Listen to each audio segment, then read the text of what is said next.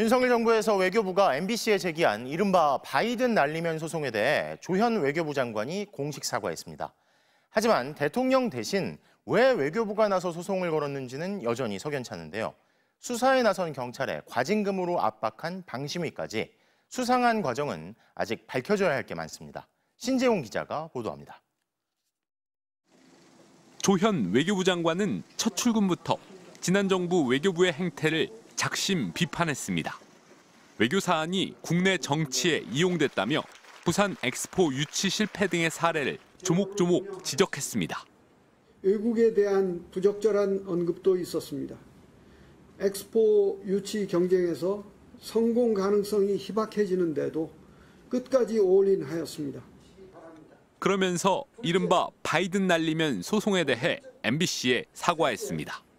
우리가 MBC를 제소한 것은 분명히 잘못된 겁니다. 외교부를 대표하여 MBC에 사과드립니다.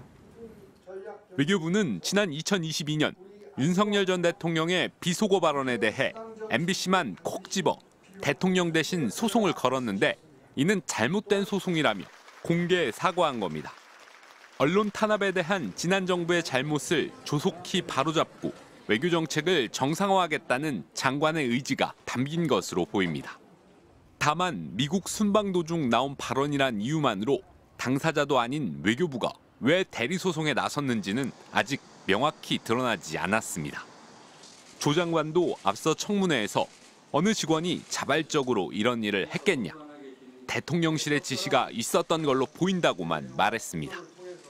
경찰의 대대적인 수사와 방송통신심의위원회 과징금 부과 등 권력기관이 총동원된 탄압의 과정도 여전히 석연치 않습니다. MBC 광고 중단까지 거론한 당시 여당, 국민의힘의 개입 여부도 살펴봐야 합니다. 권력이 불편하다는 이유로 언론을 옥죄려 한 입틀막이 다시는 반복되지 않도록 윤석열 정부의 언론 탄압 진상규명도 향후 국정기획위와 국회의 주요 과제로 다뤄져야 할 걸로 보입니다. MBC 뉴스 신재용입니다.